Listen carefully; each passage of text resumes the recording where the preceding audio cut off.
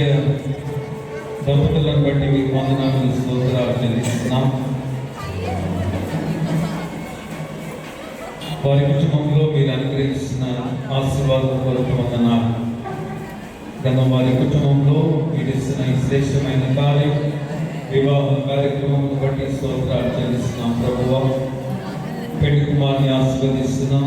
నవ్విని దీవించి ఇంకో పెళ్లి కుమార్ తరతరముల ఆశీర్వాదములతో నింపబడి మీ ఘనతాత్మైన కుటుంబంగా కట్టమని మా అందరి ప్రార్థనలు వారిపైన తరతరాలు దీవెనగా ప్రార్థింపజేయమని యేసుక్రీస్తు పరిశుద్ధ నామములో పరిశుద్ధ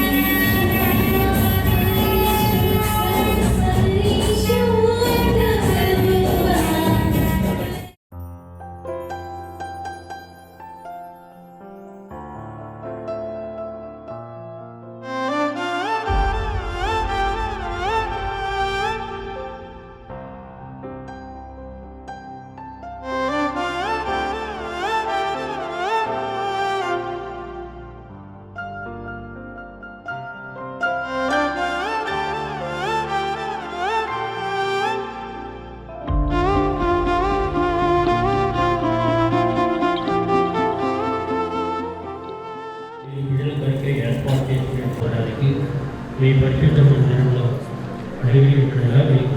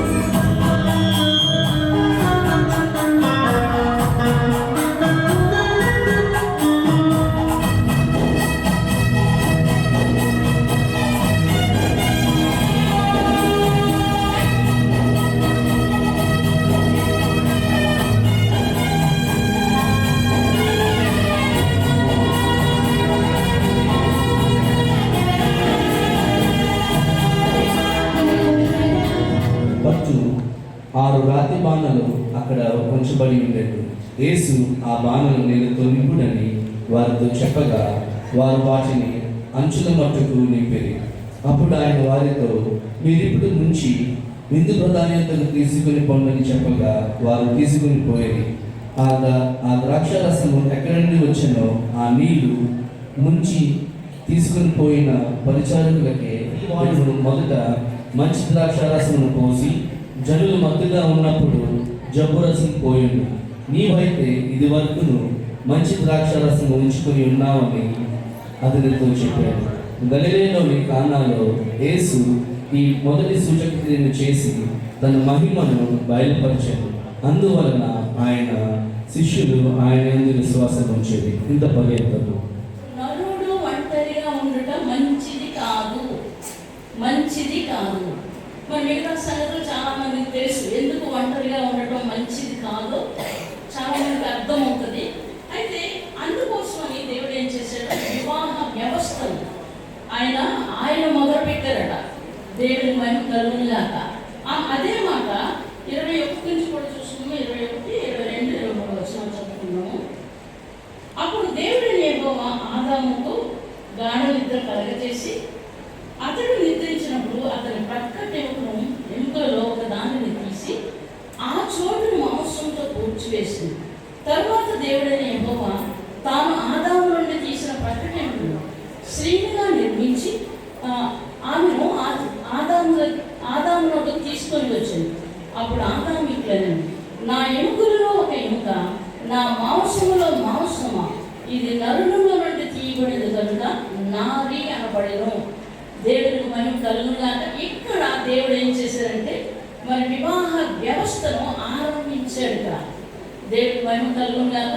ఇక యోహాను సువార్త చూసుకుందామండి. నేను త్వరగా ముగిస్తాను. యోహాను సువార్త ఇలా చదివారు కదా, 2వ అధ్యాయం 1 నుంచి 17 వచనాలు 11 వచనాలు చూస్తున్నాము. అవి చూస్తున్నాము. యోహాను సువార్త చూస్తున్నామండి. వివాహ వ్యవస్థను ప్రారంభించిన దేవుడే వివాహములకు ఆచరణల ద్వారా వివాహములకు గణపరిచేది కూడా. మరి ద్రాక్షారసం లేదని ఆయనతో చెప్పగా ఏ స్వామితో, అమ్మ నాతో నీకేమి పని, నా సమయంలో రాలేదని ఆయన తల్లి పరిచారకులను చూసి ఆయన మీతో చెప్పినది చేయడండి. యూదులు శుద్ధీకరణ ప్రకారం 2 తూములు పట్టు 6 రాతి బాణములు అక్కడ ఉంచబడి ఉండేది. యేసు ఆ బాణములు నీటితో నింపడని వారితో చెప్పగా వారు వాటిని అంచులు పట్టుకుని నింపారు. అప్పుడు ఆయన వారితో, మీరు ఇప్పుడు వచ్చి విందు ప్రధానులకు తీసుకొని పొండని చెప్పగా వారు తీసుకొని పోయింది.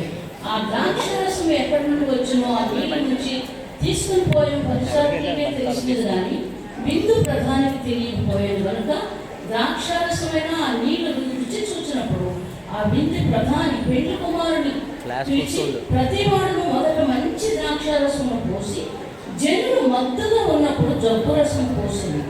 నీవైతే ఇదివరకు నుంచి మంచి ద్రాక్షారసం ఉంచుకొని ఉన్నామని అతనితో చెప్పారు. గలయలోని కానాలో యేసు ఈ మొదట సూచక్రియను చేసి తన మహిమను బయలుపరిచాడు. అందువలన ఆయన శిష్యులు ఆయనందు విశ్వాసం ఉంచారు. అంటే వివాహానికి దేవుడే వివాహానికి వచ్చారు కాబట్టి అక్కడ కొంచెం ద్రాక్షారసం లోటు కనిపించింది. కాబట్టి యేసు ప్రభువు లోటు తీర్చినట్లుగా మనం చూస్తున్నాం. దేవుని మహిమ కలుగునుగాక. ఈ లోటు తీర్చడమే కాకుండా తల్లి చెప్పిన, అమ్మ నా సమయం ఇంకా రాలేదని చెప్పినప్పటికీ కూడా తల్లి మాట వినాలి కదా అని ఏం చేశారు, అక్కడ ఆమె చెప్పినట్టుగానే ఉండడానికి అవకాశం ఉంటుంది. ఈ విధంగా జీవించాలి. ఇక తల్లిదండ్రుల్ని, అటు తల్లిదండ్రుల్ని, భార్యాభర్తలు ఇద్దరు కూడా గౌరవించడం నేర్చుకోవాలి. రెండు పక్కల ఒక పక్క కాదు. అదే వేరే వాళ్ళు ఏం చేస్తారు, మా ఇంటికి వచ్చావు కాబట్టి నీ ఇంటికి వెళ్ళడం వీల్లేదు, నీ ఇంటికి వెళ్ళడానికి ఎట్టి పరిస్థితుల్లో వీల్లేదని అంటారు. కొంతమంది మగవాళ్ళు ఏమంటారంటే, ఆడపిల్ల పుట్టిందా నేను ఇంటికి రానివ్వమంటారు. కానీ మగవాళ్ళ ద్వారా సంతానం కలుగుతుంది. పురుషుడికి ఉంది కాబట్టి పురుషుని ద్వారా సంతానం కలుగుతుంది. కానీ ఏం చేస్తారు, ఆడపిల్ల పుట్టింది కాబట్టి ఇక్కడ నువ్వు రావక్కర్లేదు, నీకు నాకు కట్టు అని చెప్తుంటారు. అది ఎంతవరకు న్యాయం? అలాగా ఉండకూడదు. భర్త ఏదైనా పొరపాటు చేస్తే వీళ్ళేం చేస్తారు? ఏంటండి, ఇక మాట్లాడటమే మానేస్తారు. అనేక మందిని అలా చూస్తున్నాను కాబట్టి నేను ఈ మాటలు చెప్తున్నాను. అదే కలిసి అవతలవాన్ని గౌరవించడం, యువతవాన్ని గౌరవించడం ఎప్పుడైతే చేస్తారో లోటు ఉండదు, సాఫీగా ఆ జీవితం ముందు సాగుతుంది. తర్వాత వారి జీవితంలో ఎప్పుడూ చూడలేనటువంటి ఆనందము, సంతోషం కలిగి ఉండగలుగుతారు. దేవుని మహిమ కలుగుగాక. హల్లెలూయా. కాబట్టి ఈ వివాహ వ్యవస్థ గురించి దేవుడే కల్పించుకొని ఆది కాలంలో ముందు మొదలు పెట్టారు. అలాగే యోహాను సువార్తలో దేవుడే ఆ వివాహానికి తల్లి, శిష్యులు ఏంటండి, తర్వాత యేసు ప్రభువు కూడా సృష్టికర్త అయిన దేవుడు ఆ వివాహానికి వచ్చారు. అక్కడ ఉన్న వాళ్ళందరూ ఆశ్చర్యపోయారు. ఆ తర్వాత శిష్యులు ఆశ్చర్యపోయారు, విశ్వాసం ఉంచారు. ఆ కార్యాలు జరగడాన్ని, ఆ గొప్ప కార్యం జరగడాన్ని విశ్వాసము ఉంచారు వాళ్ళు. దేవుని మహిమ కలుగును గాక. ఇలాగ వారి జీవితాల్లో గొప్ప కార్యాలు చూశారు వాళ్ళు. ఇక మరి హెబ్రీ పత్రిక చూసుకుందామండి ఒకసారి. హెబ్రీ పత్రిక 13వ అధ్యాయం 4వ వచనం చూసుకొని ఇంకొక మాట చూసుకొని ముగించుకుందాము. హెబ్రీ పత్రిక. వివాహాన్ని దేవుడట ఘనముగా ఎంచాడు. దేవుడు ఘనముగా ఎంచినట్లుగా బైబిల్లో నా మాటలు రాసి ఉంటాయి. వివాహము ఘనముగా ఎంచినటువంటి ఆ దేవుడు ప్రతి ఒక్కరి జీవితాల్లో కూడా గొప్ప గొప్ప కార్యాలు, దేవుని చిత్త ప్రకారంగా జీవించినటువంటి వారి జీవితాల్లో గొప్ప కార్యాలు చేస్తారు. వివాహము అన్ని విషయంలో ఘనమైనదిగాను, పాపు నిష్కల్మషమైనదిగాను ఉండవల్లని వేశ్యాసంగులను వ్యభిచారులను దేవుడే తీర్పు తీర్చును. దేవుని మహిమ కలుగుగాక. ఘనమైనదిగా ఎంచమని దేవుడు చెప్తున్న మాటలు. వివాహాన్ని ఘనముగా ఎంచాలి. ఎప్పుడైతే ఘనముగా ఎంచి ఘనముగా చేసుకుంటారో దేవుడు అందులో ఉన్నట్లుగా ఆ వివాహంలో ఉన్నారాయన. కాబట్టి ఆ వివాహంలో లోటు లేకుండా చేశారు. ఇక్కడ కూడా దేవుడే చెప్తున్నారు, వివాహము ఘనమైనది. మనం ఘనముగా ఎంచుకోవడం నేర్చుకోవాలి. దేవుని మహిమ కలుగునుగాక. ఇంకో మాట చూస్తున్నామండి. యాకోబు పత్రిక 3వ అధ్యాయం 11 నుంచి 18 వచనాలు ముగించేస్తాను నేను. యాకోబు పత్రిక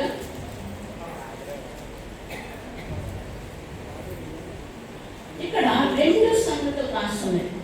దెయ్యముల జ్ఞానము, దేవుని జ్ఞానము. దెయ్యముల జ్ఞానం ఎటువంటి? ప్రకృతి సంబంధమైన జ్ఞానము. 11వ వచనం చదువుకున్న మీరు జ్ఞాన వివేకములు గలవాడెవడు? వాడు జ్ఞానముతో కూడిన సాత్వికము గలవాడై తన యోగ్య ప్రవర్తన వల్ల తన క్రియలను కనపరచవలెను. అయితే మీ హృదయంలో సహింపునవి కాని మత్సరము, వివాదమును ఉంచుకుని వారైతే అతిశయపడవద్దు. సత్యముకు విరోధంగా అబద్ధం ఆడవద్దు.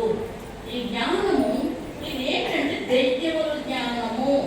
ఏ కుటుంబంలో, ఏ ఫ్యామిలీలో, లేకపోతే భార్య భర్తలో ఈ జ్ఞానం కలిగి ఉంటుందో అక్కడ ఏముంటాయంటే దెయ్యాలు ఉంటాయని ఈ వాక్యంలో సెలవిస్తుంది.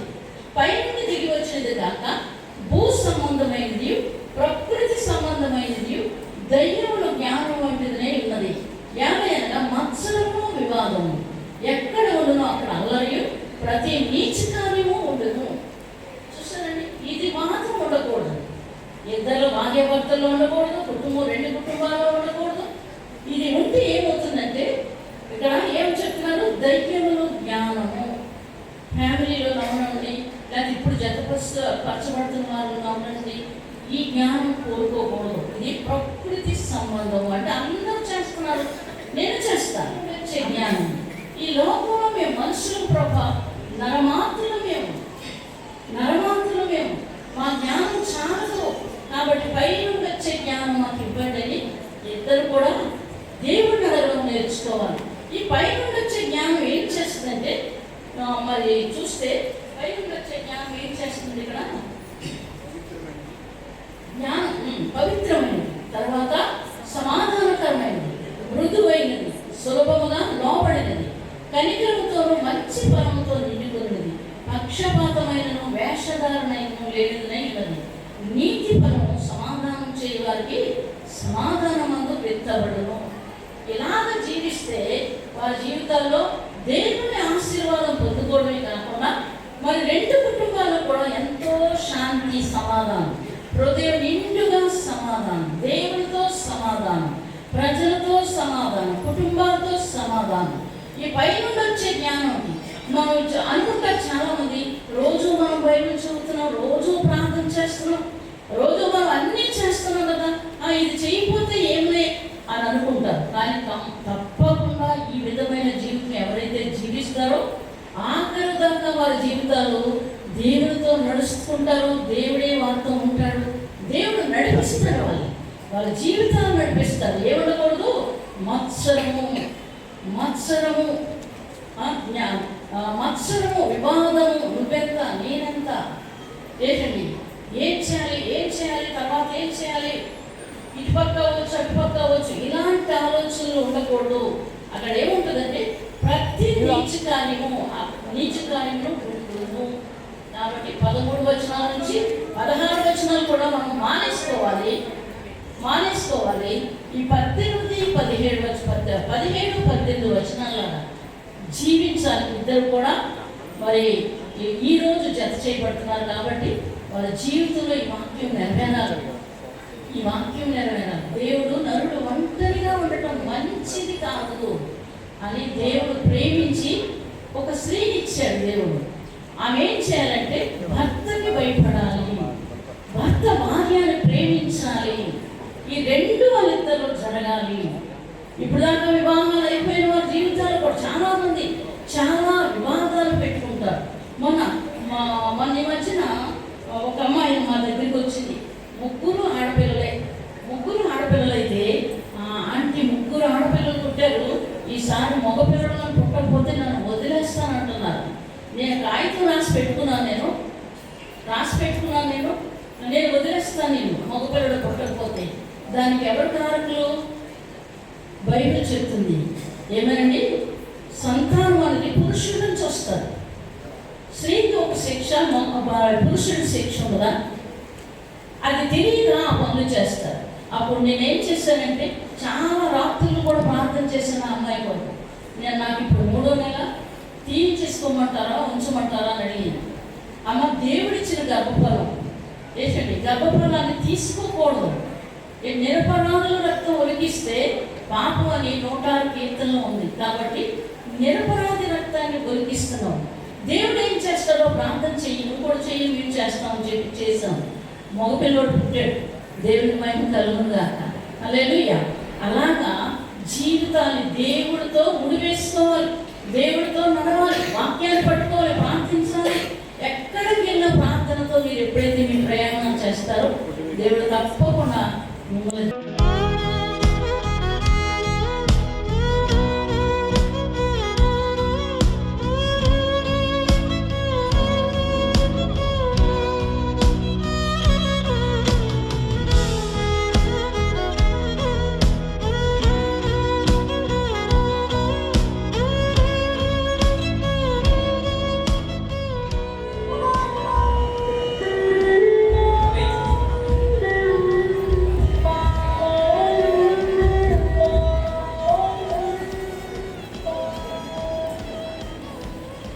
నవీన్ రాజ్ అనే నేను, హెప్సిబా అనే నేను నా భార్యనుగా స్వీకరించి ఇది మొదలుకొని మరణము దేవుని పరిశుద్ధ నియమము చొప్పున మేలుకైనను కీడుకైనను కలిగినందును లేనియందును వ్యాధి అందును ఆరోగ్యమందును నిన్ను ఉందునని దేవుని ఎదుటను ఈ సంఘం ఎదుటను ప్రమాణం చేయించున్నాను.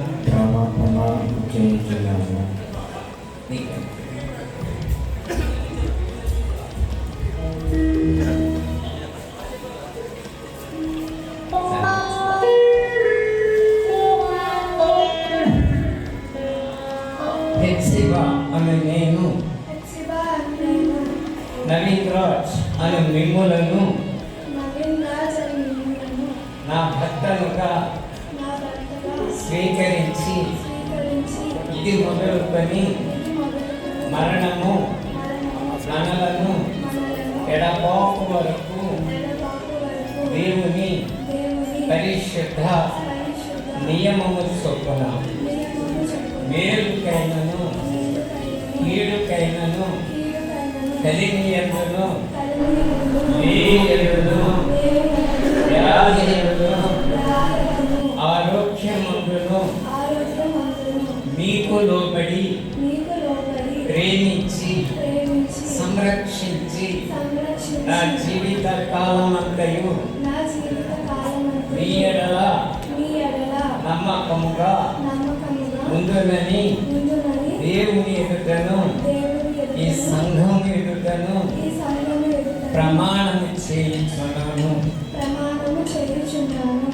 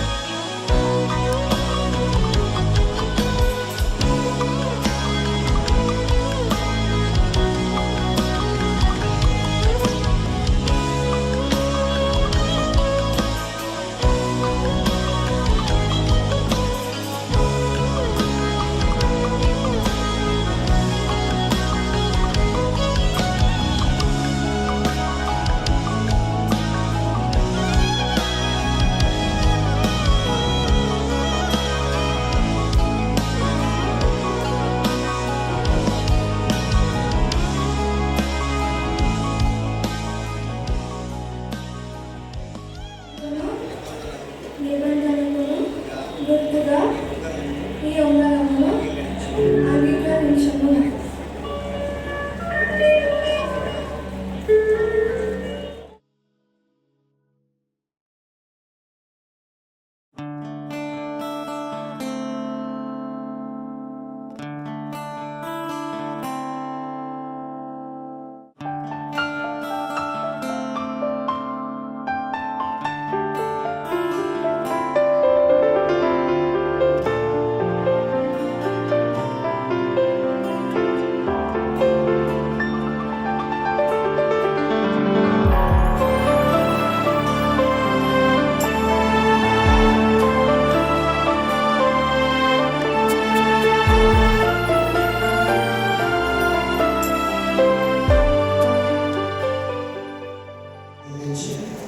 దేవుని ఎదుటను ఈ సంఘం ఎదుటను దాని గురించి బహిరంగంగా తెలియజేస్తున్నాను. ఆమె దేవుడు జతపరిచిన దాన్ని మనుషుడు వేరు చేయకూడదు. ఆమె దైవజనులందరూ కూడా దేవుడు మిమ్మల్ని పవిత్రపరిచి మీ శరీరాత్మ విషయం ఆయన సంతోషపరచి జీవిత పర్యంతము నిత్యమైన ప్రేమలో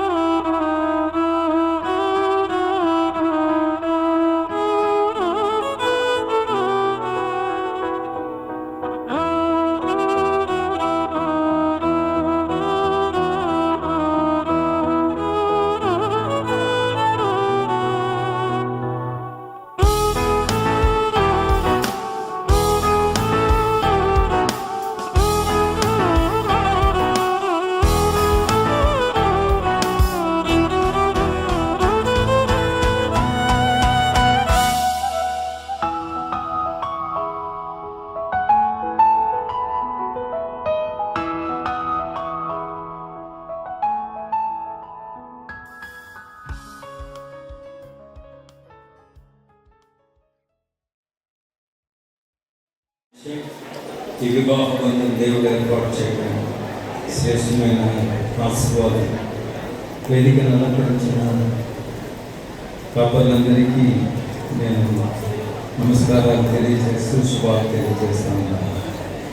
వివాహం దేవుడు ఏర్పాటు చేసినటువంటి ఉన్నతమైన ఆశీర్వాదం. నాకు చాలా ఇష్టమైనటువంటి శుభాకాంక్షలు దేవుడు చెప్పిందే ఉంది. ఆది కాండంలో మనం గమనిస్తున్నాం. దేవుడు ఆదాము హవ్వలను ఏర్పరిచిన తర్వాత వారికి ఇచ్చినటువంటి ఆశీర్వాదం శుభం ఏంటి అంటే ఫలించండి, అభివృద్ధి పొందండి, భూమిని నిర్మించండి. 3 ఆశీర్వాదాలు, 3 ప్రభావం కలిగిన ఆశీర్వాదాలు.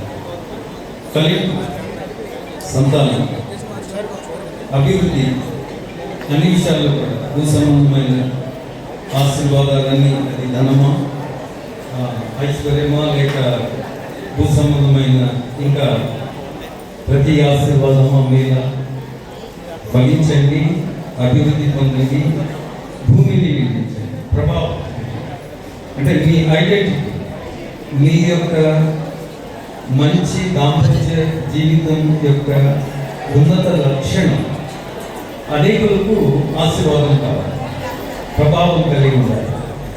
సో ఫలించి అభివృద్ధి పొంది భూమిని నిర్మించేటువంటి ఆశీర్వాదాలతో మీరు వర్తిల్లాలని, అనేక తరాలకు మాదిరికరమైన కుటుంబంగా ఆశీర్వదించబడాలని వధువులందరూ కూడా నా ఇంటి ఉన్నాయి. ఇది యెహోవాలో కలిగిన కార్యం. ఇది అవునని కానీ కాదని కానీ మేము చేసినా మీరు ఎందుకు ఇద్దరు కలిసి ఉండాలి, ప్రేమ కలిగి ఉండాలి, అనుభవం కలిగి ఉండాలి. నవీన్ గారు మీరు మా అమ్మాయిని ప్రేమ ఉండాలి. సెక్రటరీ అమ్మాయి అంటే అందుచేత మీరు కూడా మేము అలా కట్టుకున్నాం అనుకోకుండా ఆయనకి లోపలి కాపాడు చేయాలి. ఎక్కువ ఆయన భయభక్తులు కలవాలి. ఇలా ఆశీర్వాదం మీ నాన్నమ్మ గారు వేరే రత్న గారు చాలా బతిపోరాలు టీచర్ గారు చేస్తూ దేవుని సర్వీసులు సంఘంలో మూల పాత్ర వహించినట్టు. అలాగే మీ అమ్మగారు కూడా దేవుని అనుకోవటం సంఘం సమాజంలో ప్రజలుగా నడిపిస్తున్నారు. ఆ దేవుని ఎంత ఉన్నారు, మీరు కూడా దేవుని కలిసి ఉంటారు. ఇప్పుడైతే మీరు వేగంగా ఉంటారండి, కానీ రాబోయే కాలంలో ఒకవేళ మీ ఇద్దరికి ఏదైనా ప్రాబ్లం వచ్చినా మీకు మీరుగా సెట్ చేసుకోండి. మొట్టమొదటిగా తల్లిదండ్రులకు వెళ్ళండి, ముందు చేసుకోండి. మీరు ఆమె ప్రేమించినట్టయితే డెఫినెట్గా వస్తారు. అలాగే ఎందువల్ల లోబడి ఉన్నట్టయితే ఆయన మాటకి మీరు లోబడి ఉంటారు. రాబోయే కాలంలో మంచి జీవితం జీవితాలని సంఘం పరంగా అలాగే నా కుటుంబం పరంగా మీ అందరికీ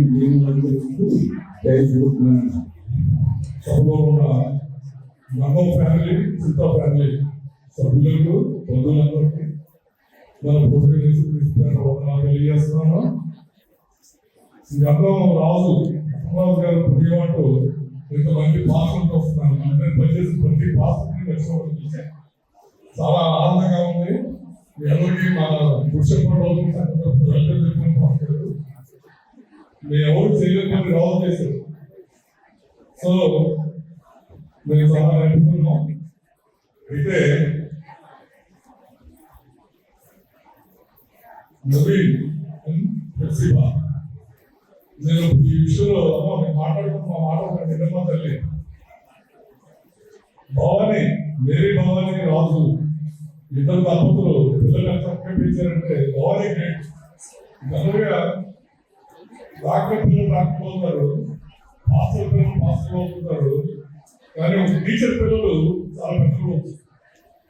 ఎలాగంటే అయితే ఏ సంస్థలు అవుతారు, పోలీస్ సంస్థలు అవుతారు.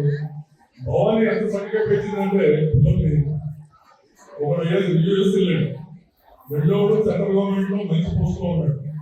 ఇంత చక్కగా పెంచి ఎటువంటి అవగాహన లేకుండా పిల్లలు ఇద్దరిని చక్కగా పెంచి ఈ స్థితిలో మన పురుషత్వం లోపల సంఘాన్ని పొరుగు నిలబెట్టు భవాని. నేను ఐ అప్రిషియేట్ నిజంగా ఈ విషయంలో నేను చాలా అప్రిషియేట్ చేస్తున్నాను. ఈ తర్వాత ఎక్కువసేపు టైం తీసుకున్నాను. చక్కగా గుజరాత్ వెళ్తామని చెప్పాడు. ఎక్కడికి వెళ్తున్నావు అంటే నా భార్య తీసి గుజరాత్లో పనిచేస్తున్నాడు. కోస్ట్ గార్డ్ కోస్ట్ గార్డ్ చెప్తే సలహా ఇచ్చాను, బాబు మర్చిపోకుండా హనీమూన్కి వెళ్ళమని చెప్పి. ఎందుకంటే హనీమూన్కి వెళ్తే హ్యాపీగా ఉంటారు, అండర్స్టాండ్ టీచర్. హనీమూన్కి వెళ్ళకపోతే డెవలప్మెంట్. అందుకని honeymoons compulsory for all the living. ఇద్దరు చక్కగా హ్యాపీగా బతకండి. పెద్దలో మేము ఉన్నాం, ఏమైనా ప్రాబ్లం ఉంటే మమ్మల్ని సంప్రదించండి. మామూలు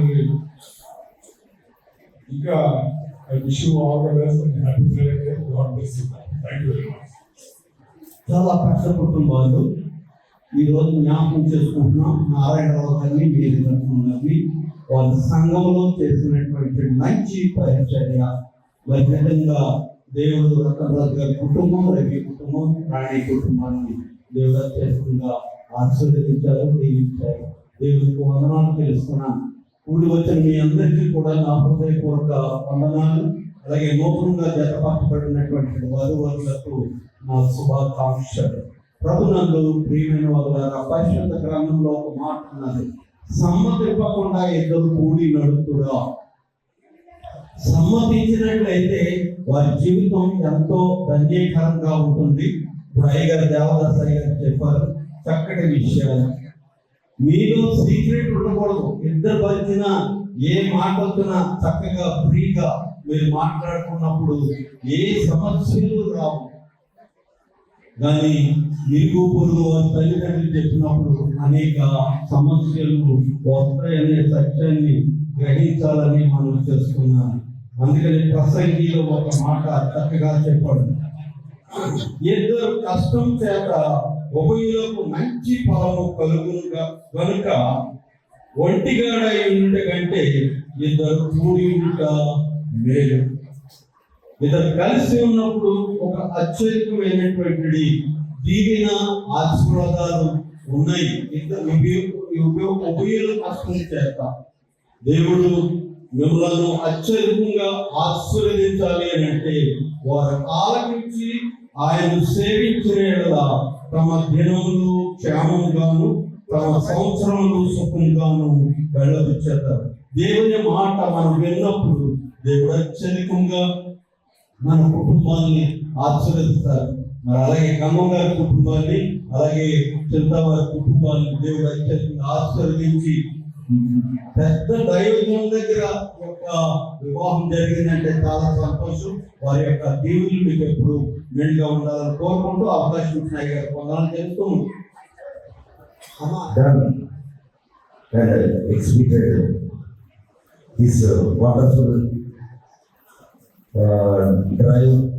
వండర్ఫుల్ ప్రిపరేషన్. ఎందుకంటే ఇద్దరు కూడా వధువులు ఇద్దరు కూడా సిద్ధపడ్డారు ఫస్ట్ మ్యారేజ్. మీకు అక్కడ పెళ్లికూతురు చేయడం, వధువు చేయడం, వధువు చేయడం ప్రిపరేషన్ అయి ఉన్నారు. మరి మీలో ఒక మంచి సిద్ధపాటు ఉన్నదని నేను నమ్ముతున్నాను. ఆ ప్రిపరేషన్లో దేవుడి ముందు నిలబడ్డారు. దేవుడు మిమ్మల్ని జతపరిచాడు. దైవజనులు మీ వివాహం మీద అత్యద్భుతంగా దేవుడి ముందు కార్యక్రమాలందరినీ కూడా గొప్పగా నిర్వర్తించారు. వాళ్ళు వచ్చేసిన తల్లిదండ్రులకు మంచిగా నేను ఈరోజు పెళ్లి కూతురు, పెళ్లి కుమార్తె, పెళ్లి కొడుకు తల్లిదండ్రులు both of you parents, I wish you, I congratulate you first before congratulating the wedded couple. Why? Because you have brought together these two.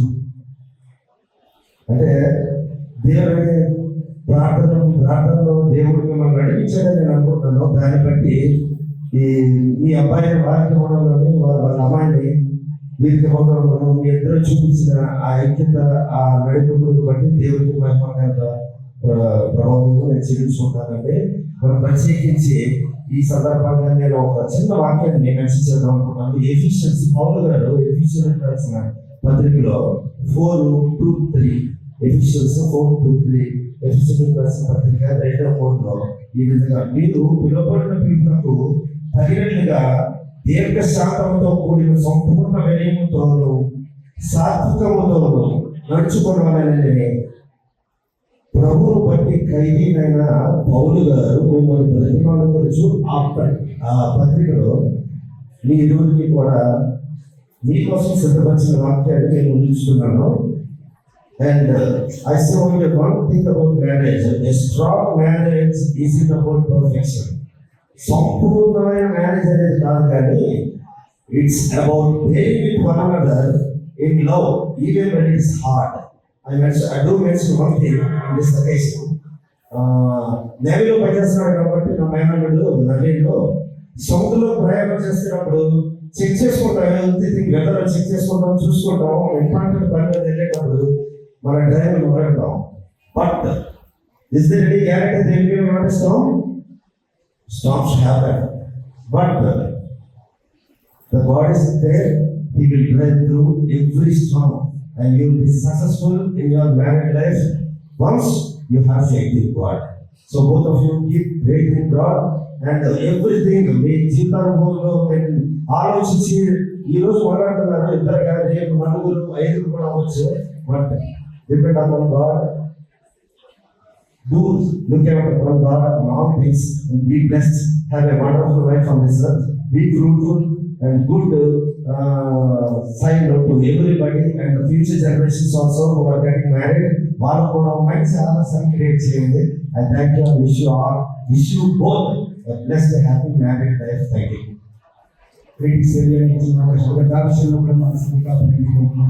చేస్తున్నాను.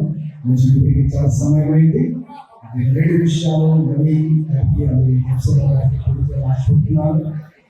మొదటి పేతురు 3:1, అటువలే స్త్రీలారా మీరు మీ పురుషులను లోబడి పాఠ్యం ఎప్సిలాకి 3:7 అటువలే పురుషులారా జీవములు కృపవరంలో మీ భార్యలను మీతో భార్యలను ఎరిగి ఎక్కువ బలహీనమైనచి భార్యని సన్మానించి ప్రార్థనకు అభ్యర్థించినట్లు కలుగుకున్నట్లు జ్ఞానం చెప్పున వారితో కాపురము చేయండి.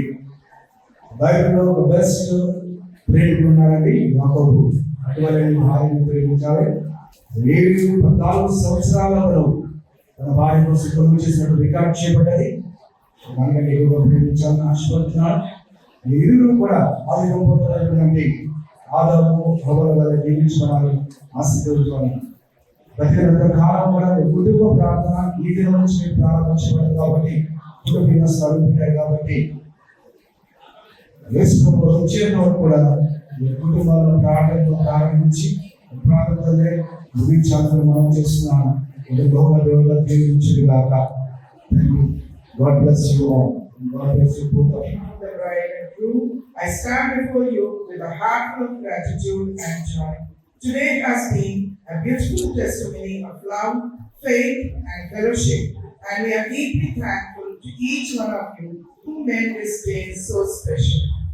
First and foremost, we thank our Lord and Savior, Jesus Christ, who brought these two hearts together and blessed this union. As it is written in Ecclesiastes 4:12, a cord of 3 strands is not easily broken. May Christ always be the center of this marriage. Secondly, to our pastors on the dais, thank you for your spiritual covering, your prayers, and for your officiating this sacred covenant. Your presence and words have added divine meaning to this celebration. I extend my sincere thanks to the parish pastor, Reverend P. Samuel Kiransgar, the former pastors of GSLC, Right Reverend Vijay Devdas Ayyaru, S.D. Nelson Ayyaru, and Meshach Satish Ayyaru,